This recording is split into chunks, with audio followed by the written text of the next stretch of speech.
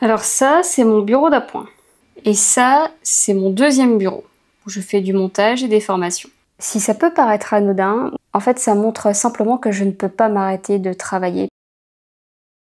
Je me suis levée vers 8h30, fatiguée, et je me suis allongée dans le canapé, et je ne voulais plus bouger. Je voulais simplement boire un café et ne plus en bouger. Je voulais être seule, simplement regarder la télé, et c'est tout ce que je voulais faire. Sauf que je ne suis pas salariée. Salarié, s'il n'est pas bien, il va voir un médecin, il en parle, il est en arrêt maladie, tout va bien. Quand on est indépendant, si on s'arrête, il n'y a pas de rentrée d'argent. Mais là, je ne peux pas. Je suis allongée et je ne bouge pas. Mon conjoint pense que c'est passager. Bon, elle a donné trop d'énergie en trop peu de temps, elle est fatiguée, elle prend un jour de repos, c'est normal. Le deuxième jour, je me lève, je me mets dans le canapé et tout ce que je veux, c'est boire un café et regarder la télé. On est au deuxième jour et ça inquiète mon conjoint. Au bout de la troisième journée, je refais exactement la même chose que les deux précédentes et là je me dis j'ai un problème. Je suis fatiguée, je n'ai pas envie de travailler, qu'est-ce que je peux faire? Je n'ai pas le choix, il faut que je travaille. Évidemment, au bout du quatrième jour, j'ai repris mon travail, j'ai continué mes activités, les vidéos doivent sortir. Ah oui, parce que je vous l'ai pas dit, mais j'ai une deuxième activité à côté avec mon conjoint. Je reprends tout ça en espérant que les vacances arrivent vite. Fin juin, ça y est, je pars en vacances. Pendant plusieurs semaines, je déconnecte complètement. En fait, pas du tout. J'avais des rendez-vous professionnels pour différents projets, pour des gros projets, mais aussi j'avais une formation à animer. Même si on peut se dire que cette formation est nommée plaisir et que j'adore l'animer, en plus c'est en co-animation et c'est un moment que j'adore, ça reste quand même une animation. C'est pas un moment où je suis avec ma famille, c'est pas un moment où je suis avec des amis, même si je passe un excellent moment. Je me suis donc organisée pour pouvoir former, mais aussi passer du temps en famille. J'ai quand même réussi à déconnecter et quand je suis rentrée, je ne voulais pas reprendre tout de suite parce que je ne voulais pas retomber dans les travers, à savoir travailler sans stop. J'ai tendance à travailler dès que j'ai quelque chose en tête. Si quelque chose me tracasse, j'y travaille tout de suite pour me libérer. Je peux travailler pendant 4 heures, donc si je me lève à 4 heures du matin, je peux travailler jusqu'à 8h, 8h30 sans avoir déjeuné. Je me repose quand j'ai terminé tout mon travail. Je fais passer mon travail aussi avant mon alimentation. Bref, c'est ça qui passe avant tout. Mais je fonctionne comme ça, j'ai des idées, je veux qu'elles avancent et je veux surtout me libérer l'esprit parce que si je ne le fais pas, je sais que dans ma tête, ça va tourner tout le temps, tout le temps. Si je me dis je vais manger, je continuerai après ou je prends une pause, je continuerai après, en fait je passe pas un bon moment, je suis pas dans le repas, je suis pas dans la pause, je suis dans la réflexion. Ma journée est déclarée comme finie quand j'ai terminé mon travail, donc je peux avoir des journées très très longues et je me rends compte que ça va pas. J'ai pu rencontrer un médecin, j'ai pu lui parler de ces différentes journées que je suis en train de vous évoquer et elle m'a dit très simplement oui, ça s'appelle un épuisement professionnel, madame. Ah, c'est donc ça. Sauf s'il y a un burn-out qui arrive. Ou une dépression. Hein, on choisira celle qu'on préfère. Bah, je peux pas travailler. Si je peux pas travailler, je ne peux pas payer mon loyer, je ne peux pas manger. Donc, je ne peux pas faire de dépression ou de burn-out. Ce n'est pas envisageable. Ce n'est pas dans l'agenda. C'est pas possible. Donc, j'ai décidé de changer quelques petites choses. Le saviez-vous? Les impacts sur notre cerveau de ne jamais se reposer, c'est qu'on va avoir une fatigue mentale. Ah, c'est pour ça que j'arrive pas à me concentrer.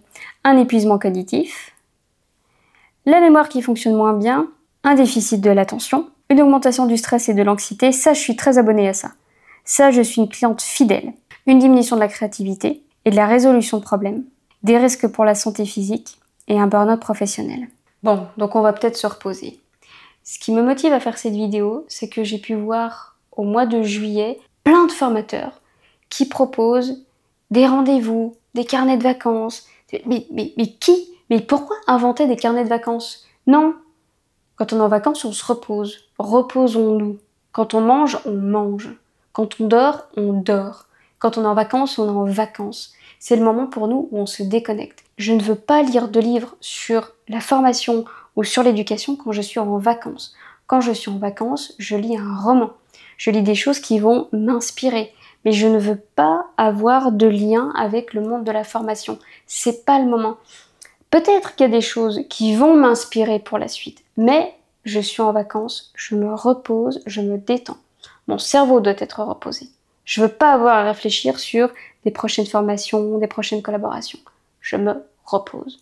Et vous aussi. Quelques petites solutions. D'abord, instaurer des pauses régulières. Et pour ça, il y a une méthode qui fonctionne bien, c'est la méthode Pomodoro. Pomodoro qui signifie pomme d'or et c'est tout simplement une tomate en italien. C'est un minuteur, c'est tout simplement ça, c'est un timer. Vous allez travailler pendant 25 minutes et ensuite vous faites une pause. Une pause de 5 minutes. Et il y a différents cycles comme ça, de travail, de pause. C'est une méthode qui est très simple à appliquer, mais ça ne s'applique pas à tout le monde. Ça ne s'applique pas quand on écrit un livre, évidemment. Puisqu'une fois que vous êtes parti dans l'inspiration, vous n'allez pas mettre un timer pour vous arrêter d'écrire. Moi, je l'utilise quand vraiment j'ai trop d'idées dans la tête, il y a trop de choses à faire, et même une to-do list ne m'aide plus. Parce que je note tout ce que j'ai à faire, mais j'ai envie de faire les choses qui sont urgentes, mais aussi celles qui sont importantes. Et je me dis, mince, qu'est-ce que je fais? À ce moment-là, je stoppe tout.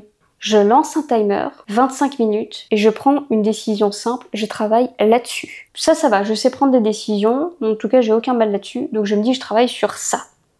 Que ce soit prioritaire ou urgent, on s'en fout. En tout cas, je travaille sur ça, et c'est pendant 25 minutes. Si au bout des 25 minutes, je n'ai pas terminé, bah je continue. Imaginons que j'ai pas fait ma pause de 5 minutes, c'est pas grave, je suis dedans, je suis encore concentrée, je peux y aller, j'y vais. J'ai terminé cette activité-là, et ensuite, j'attaque la suivante. Voilà. Et ça permet de se cadrer quand on a un petit peu trop de choses comme ça, qu'on est débordé. Ça peut être utile. Favoriser un bon rythme de sommeil. Dormons. Puis prenez le temps de faire les choses. On veut aller trop vite, on veut apprendre les choses trop vite, on veut lire trop vite. On a le temps. Moi, je me lève avec le soleil. Donc ça veut dire que l'été, je me lève très tôt, vers 4-5 heures du matin. Par contre, l'hiver, je vais me réveiller vers 7 heures. Voilà. Je suis le soleil, moi. Si le soleil se lève, moi aussi. Mais j'écoute mon corps et ça me paraît vraiment important de s'écouter, de se dire là je suis fatiguée, il faut que j'aille me reposer. Je devrais travailler mais là je peux pas. Pratiquer la gestion du stress, organiser la charge de travail et pour moi ça c'est vraiment de la gestion des priorités. On ne peut pas tout faire en même temps. Toutes les années se ressemblent à peu près donc vous savez à quel moment il y aura des périodes de creux et pour moi ça c'est le moment où il faut vraiment prendre du repos. Encourager la coopération et l'échange. La coopération, vous n'êtes pas seul. C'est pour ça que j'avais créé les formateurs anonymes. C'était vraiment fait de manière anonyme pour qu'on puisse se livrer. Parce qu'on vit tous les mêmes choses et dans le monde de la formation, nous sommes les personnes qui se taisent le plus, j'ai l'impression. Un formateur n'ose pas dire qu'il est débordé, il n'ose pas dire qu'il trouve pas de clients, il n'ose pas dire qu'il sait pas, ça c'est fou. Un formateur qui sait pas et un formateur qui fait des erreurs, c'est fou ça quand même. Pourquoi est-ce que dans notre monde, justement on dit à nos apprenants, faites des erreurs, c'est normal, c'est comme ça qu'on apprend. Mais quand c'est nous, c'est intolérable. Ah si, on a le droit de faire des fautes, on a le droit de pas savoir un contenu, je sais pas tout, vous non plus. C'est normal. Je fais des erreurs, voilà, je fais des fautes d'orthographe. Pourtant je devrais pas. Oui mais bon, ça arrive, et parce qu'on est des humains surtout. Donc c'est pas grave de faire des erreurs. Ce qui me gêne par contre, c'est la réaction de certains formateurs. Ne nous jugeons pas entre nous. Au contraire, soyons plutôt dans la coopération, dans l'échange. On peut s'entraider plutôt que de se tirer dans les pattes. Prendre soin de sa santé globale. Voilà, mangez bien, reposez-vous. Et reconnaître les signes d'alerte et demander de l'aide. Si comme moi, vous passez 3 jours sur un canapé à ne pas bouger, il y a un problème. Parlez-en à la bonne personne. Il y a une dernière chose que je n'ai pas notée dans les solutions, mais qui me paraît important, c'est la mobilisation de 2 soft skills. D'abord le respect de soi, le respect de sa santé, le respect de sa santé mentale, d'arriver à s'écouter, à dire stop, là je suis trop en train de travailler, je passe plus du temps avec mes proches. Est-ce que c'est la période qui est comme ça ou est-ce que c'est devenu un quotidien? Je pense que c'est bien de prendre conscience de ça et si vous voyez un formateur ou une formatrice qui passe énormément de temps à travailler et que vous ne voyez jamais cette personne se reposer, je pense que ce serait bien de lui en parler pour qu'elle s'en rende compte. Et il y a une deuxième soft skills à laquelle je pense, c'est l'engagement. L'engagement envers soi. Si je décide de ne plus travailler après 18 heures, je ne travaille plus après 18 heures. Si j'ai décidé de prendre 2 pauses dans ma journée, je prends 2 pauses dans ma journée. C'est tout. Même si on est d'accord qu'il y aura toujours des imprévus. Mais il faut pour moi arriver à se respecter soi et surtout respecter un engagement, tenir cet engagement. Voilà, parce que la santé, parce que notre santé, on n'en a qu'une, on n'a qu'un seul corps, donc autant y faire attention.